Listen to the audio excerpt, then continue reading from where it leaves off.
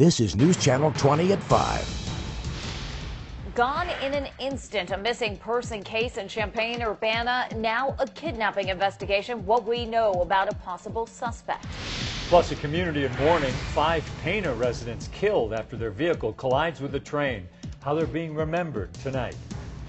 And ambush in Alexandria, what investigators found inside the gunman's van as lawmakers get ready to take the field. Good evening and thank you for joining us tonight. I'm John Rieger. And I'm Stacey Skryzak. New developments in the search for a missing U of I scholar. Right now, police and the FBI, they are searching for a kidnapper in the area. That's right. It's been 6 days since Yingying Zhang disappeared, and today the FBI confirmed they believe she has been kidnapped. Tonight, Gebregegas is live in Urbana Forest, where the missing scholar was last seen. Tonight. John, Stacey, you're looking at the same place right behind me where the 26-year-old was last seen. This is the corner of Clark and Goodwin Avenue where she went missing since Friday. Take a look. This is Yingying Zhang. She's a 5'4" Asian woman. She weighs about 110 pounds. Now, this is important. You're looking at a picture of the car that Yingying was seen getting into Friday afternoon. It's a black Saturn Astra 4-door hatchback. According to the FBI, a white man was driving. He was seen circling the area before he picked Yingying up. The FBI is searching for any clues that could help them find Yingying. Digital billboards are going up around the area. We've posted the photos on our News Channel 20 Facebook page. Please share them and call police if you have any information that could help with this investigation. For now, reporting live in Urbana, tonight's Gebregegas, Fox News Channel 20. Thank you, Sinai. New details now on a deadly crash in Christian County. Police say 5 elderly family members from Pana were killed when their minivan crashed into an oncoming train. It happened just before 7 last night near Nokomis. The victims' names are Herbert Castle, Mary Pugsley, John Castle, Nell Castle, and Mary Castle. Residents in Pana are mourning after word traveled through the community about the tragic deaths of the Castles and Mary Pugsley. News Channel 20's Jacqueline Driscoll visited Pana, and she joins us now with hearing countless stories of fond memories. Jacqueline.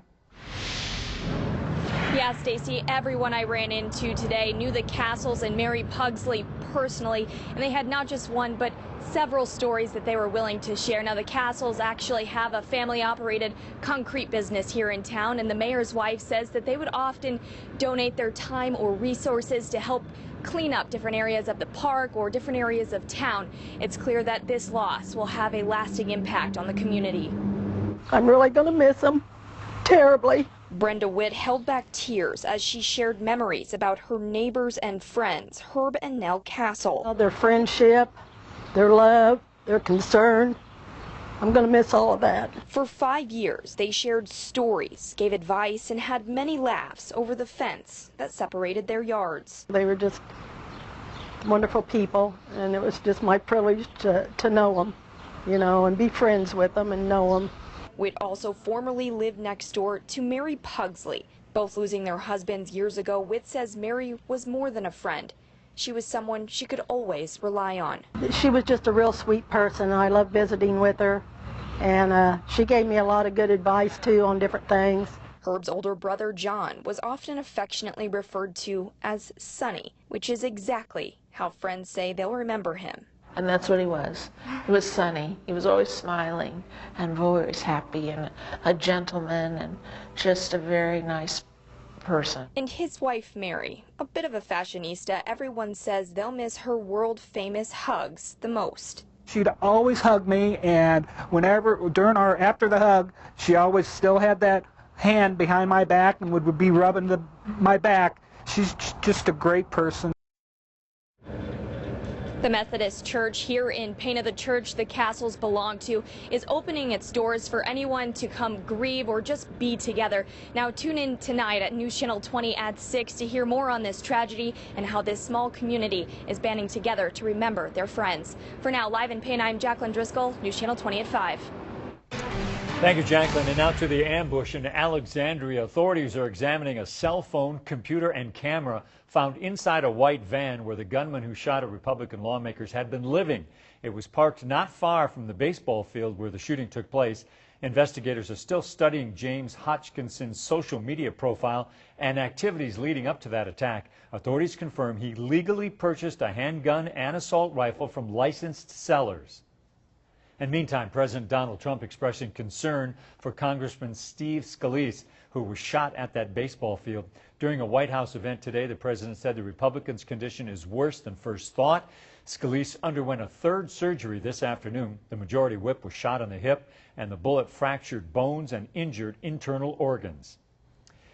And now that shooting, victims were practicing on the congressional baseball game. They were for that game, and tonight that game is going on as planned. The annual game, it's a show of unity across the aisle. Ticket sales, they've been soaring since the shooting.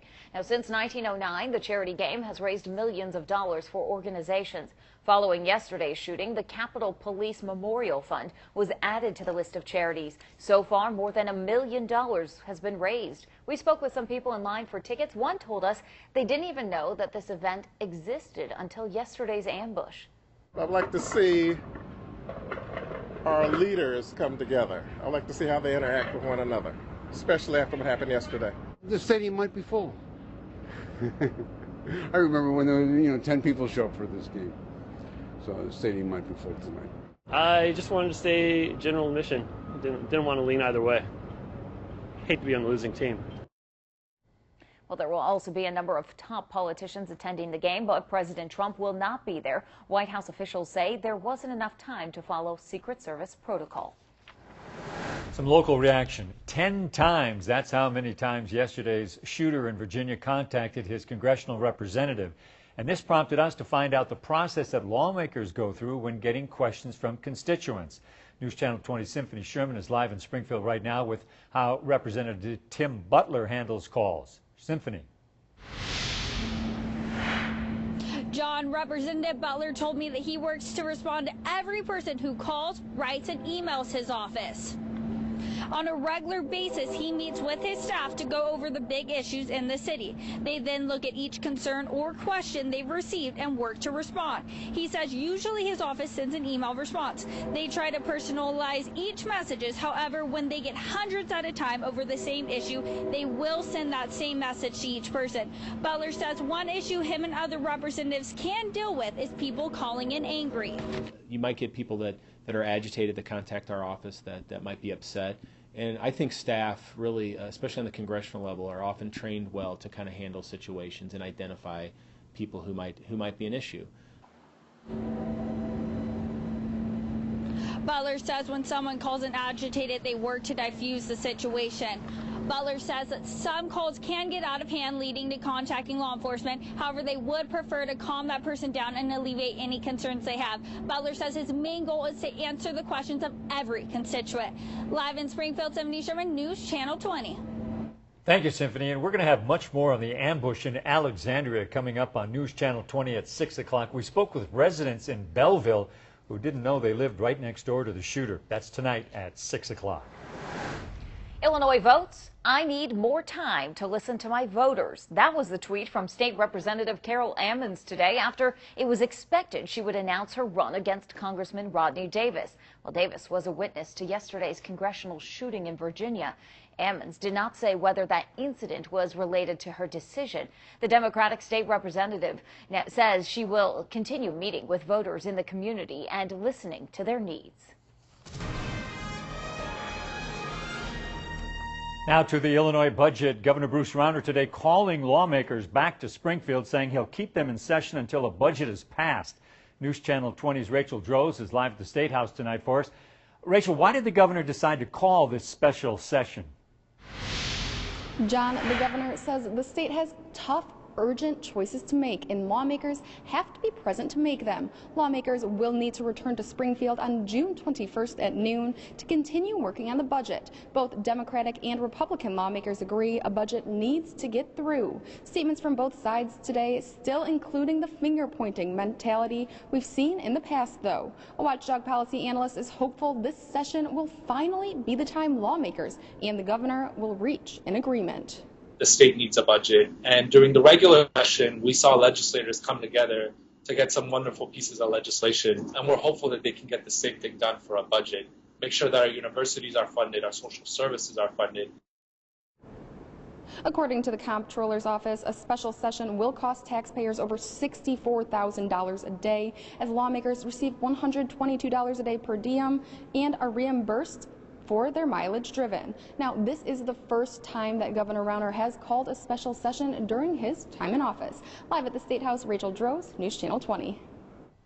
And stay with News Channel 20 for continuing coverage of the state of Illinois. You can find updates both on air and on our website, newschannel20.com, and of course on social media. And after enjoying some sunshine today, now we need to brace ourselves for the possibility for severe weather. For both Friday and Saturday, there is that possibility for some hefty thunderstorms. The Storm Prediction Center has placed at least west central Illinois under a risk to see some severe weather on Friday. Then we expand that, though, for Saturday.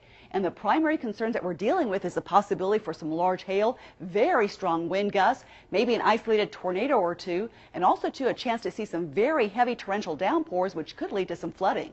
So for the next couple of days, especially on Friday and Saturday, if you're going to be out and about, maybe going to a pool party or having a little backyard gathering, please make sure you keep a watchful eye of the sky, because there is that possibility for more thunderstorms over the next couple of days or so, so a very active weather pattern. But at least today we had some picture-perfect weather to head over towards the Illinois Products Farmers Market.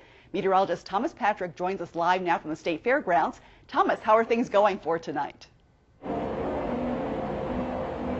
I got my sunglasses, I got my sunscreen, and I'm just about to get some dinner here at the Illinois Products Farmers Market. And coming up next, I'll let you know about all the local products, fruits, vegetables, and even meat that you can find here at the State Fairgrounds. All that is coming up next.